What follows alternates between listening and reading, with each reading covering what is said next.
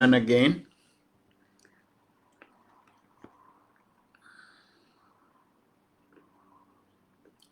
Hello and welcome everyone on AIS platform just to share with you another subject today and giving you a perspective from the Ayurvedic philosophy.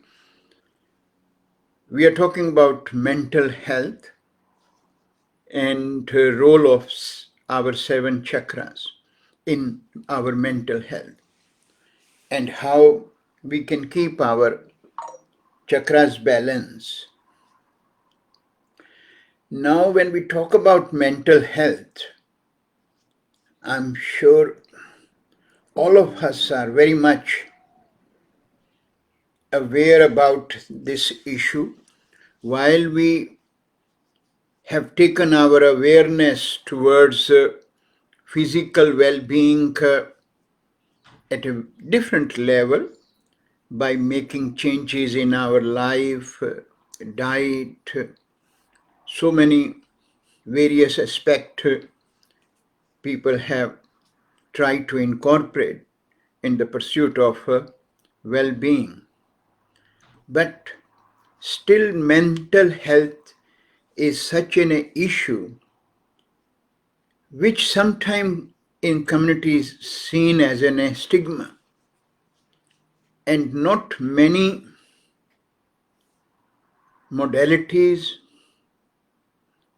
not many systems talk about how we can take control of our mental well-being in our hand and how we can observe that at what level my mental well-being is, my mental health is.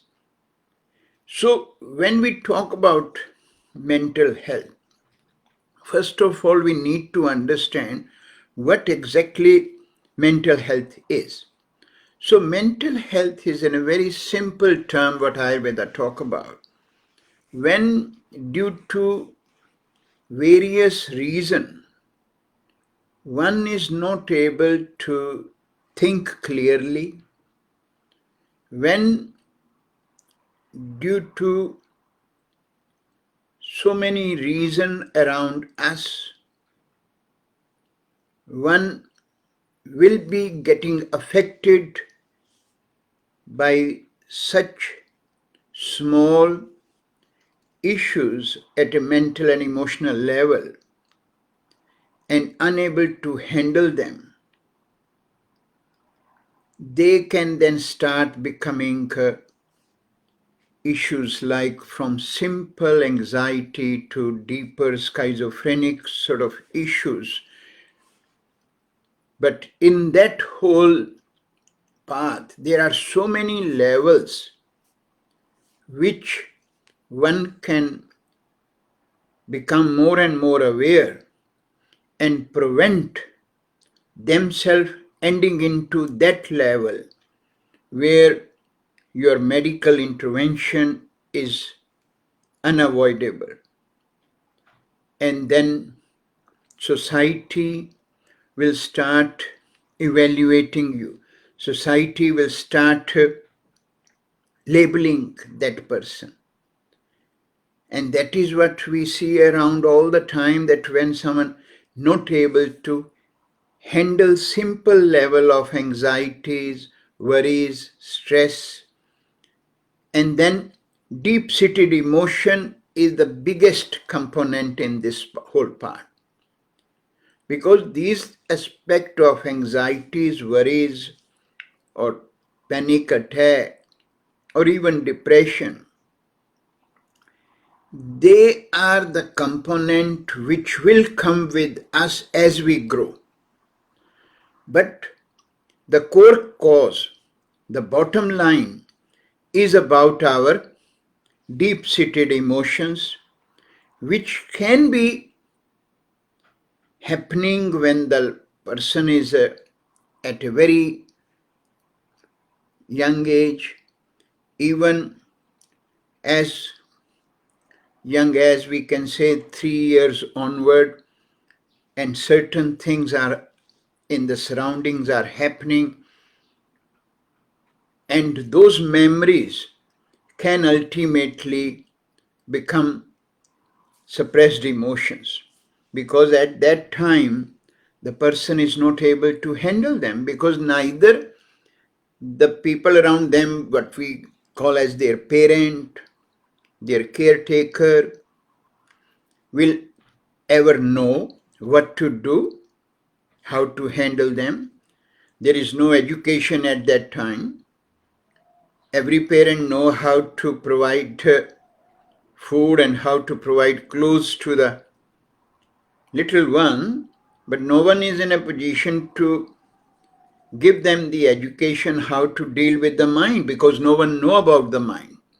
And this is something very important from the Ayurvedic perspective and the yogic understanding, where we talk about in Ayurvedic psychology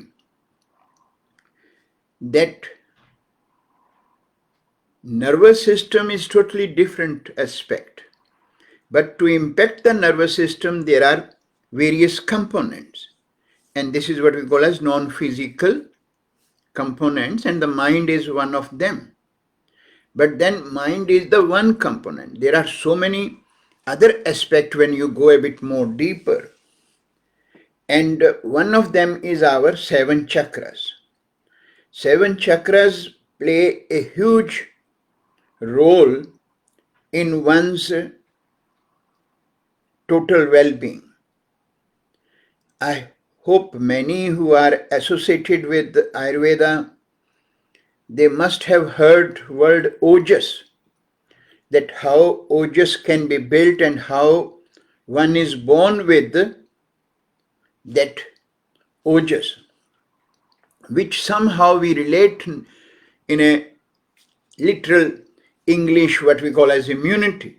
But that ojas is much more different to what we can call as our natural immunity.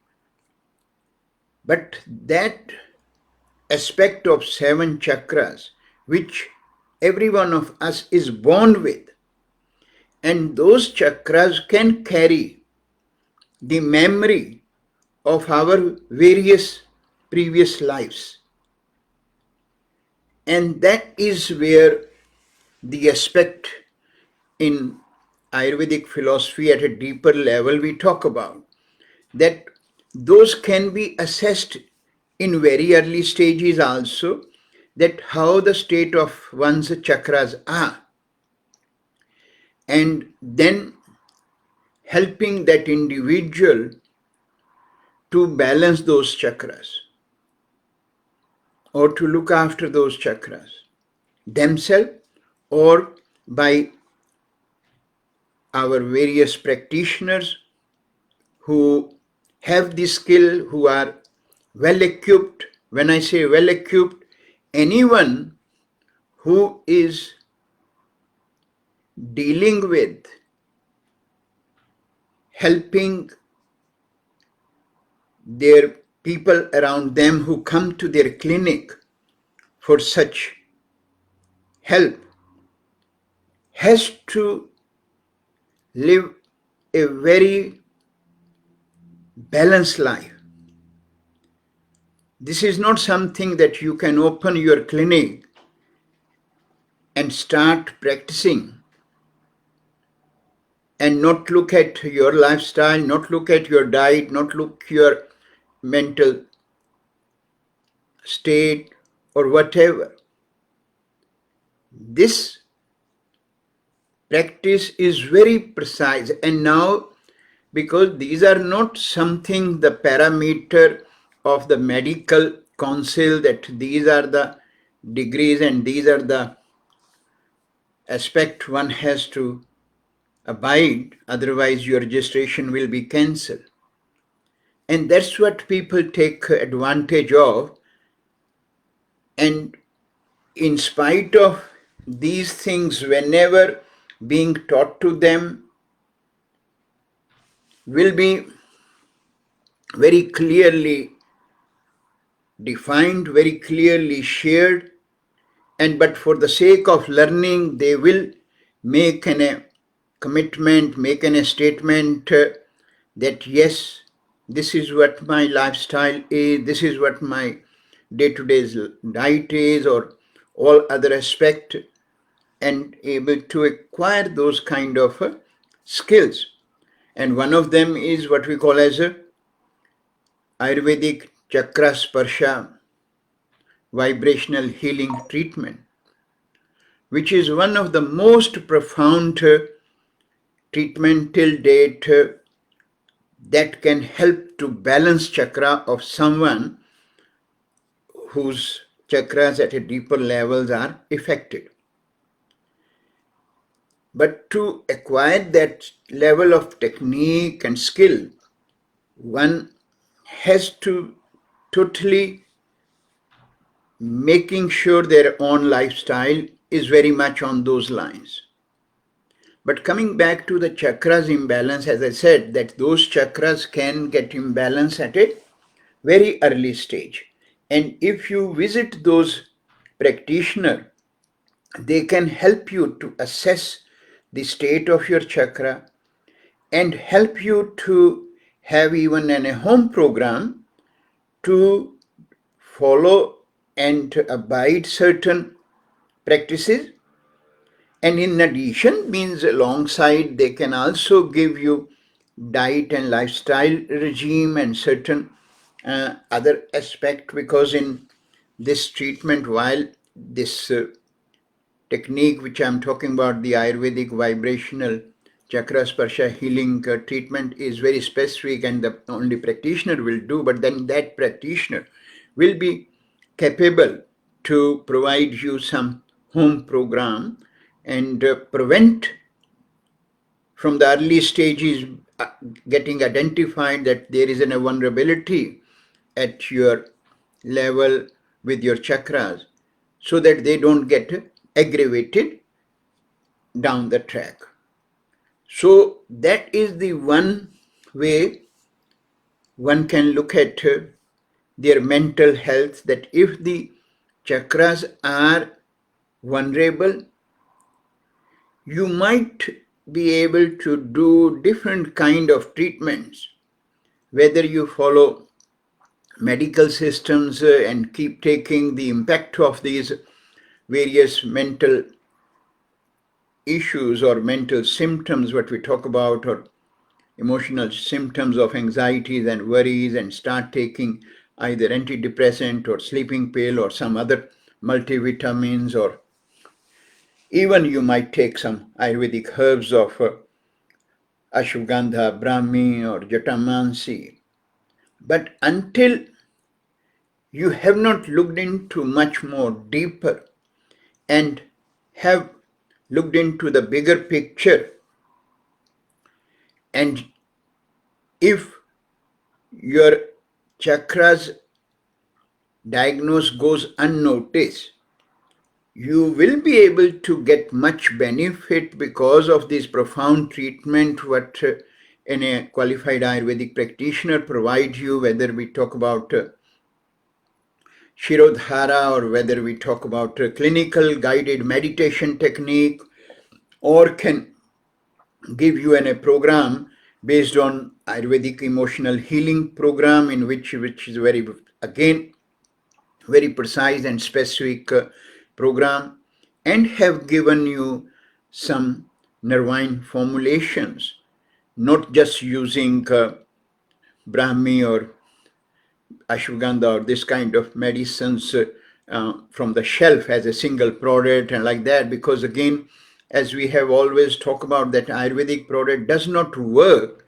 if you are giving them single herbs formulation.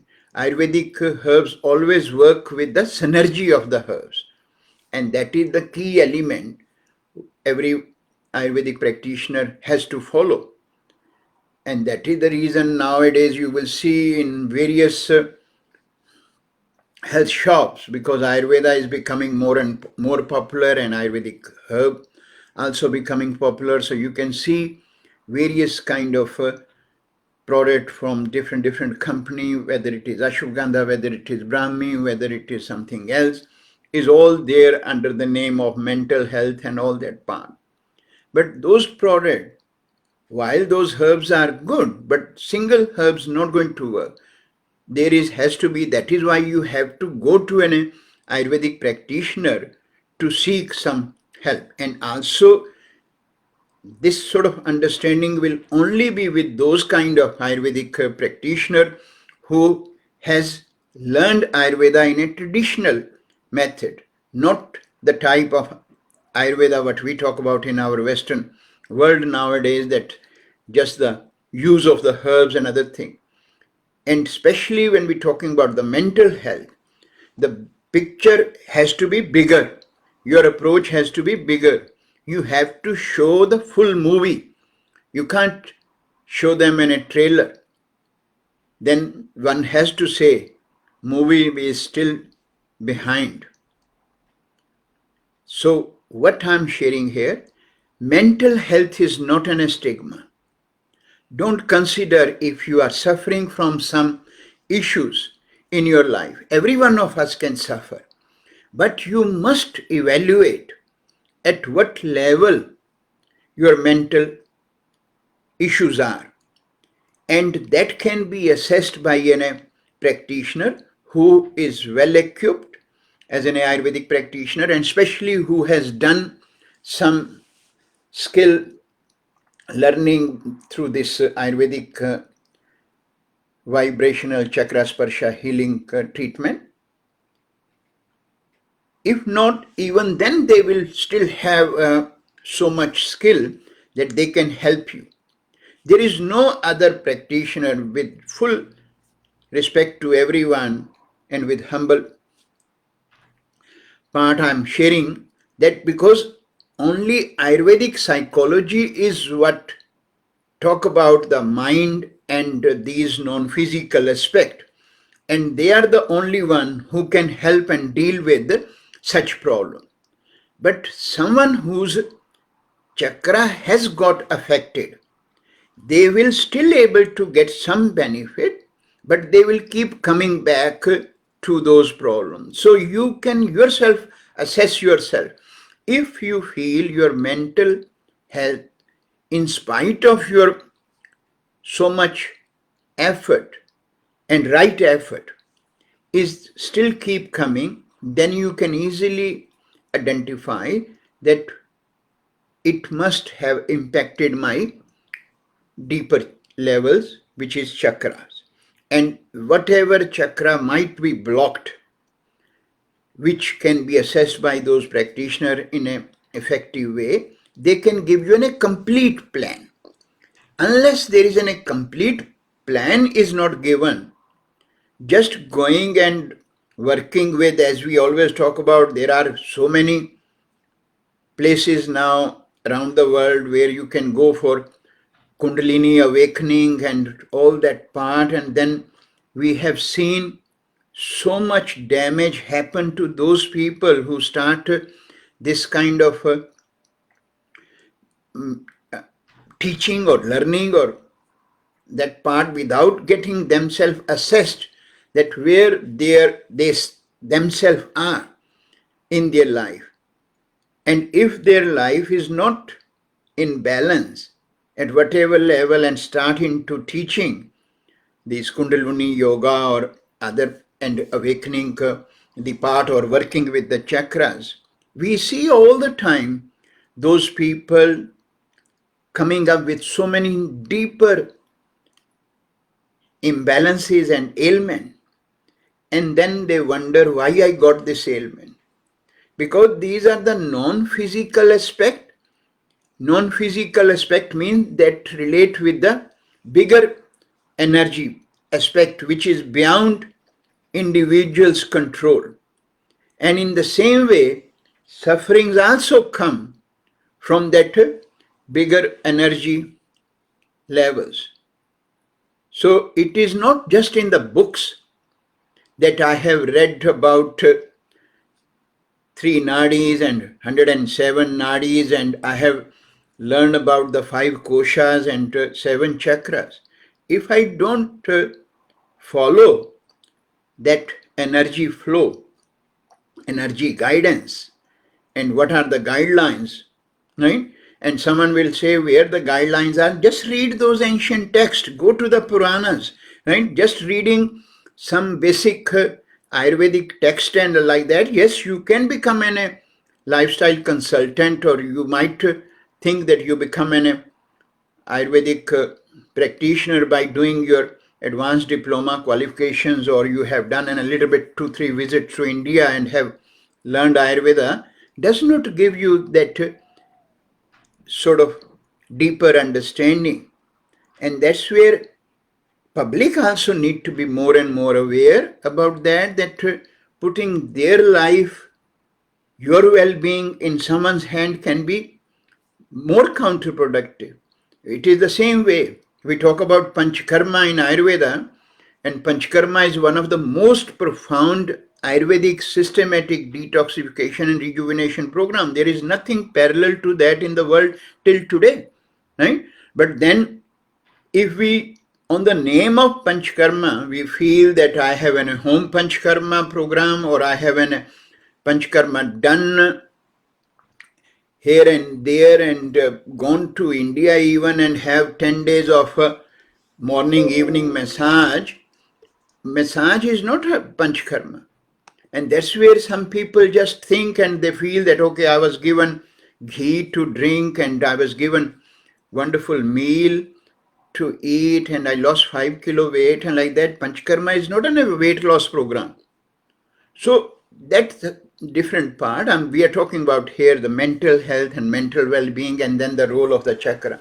So what I'm sharing here is, if someone is suffering from mental health, don't first of all consider that it is a stigma. It is well manageable, can be handled, but its management is not just taking some pills to mask it. You need to be brave enough to become aware and able to identify that what are the factors which are making my this state. And don't think that if you are today in darkness, you have to live in that darkness. You have the ability to get out. Any one of us can have the issue. Like, say, for example, if I got in an accident and got my leg broken, does not mean my leg is not going to heal properly again and I can walk. As long as you have gone to the right practitioner, right orthopedic surgeon, and he has fixed it, there will be no issue.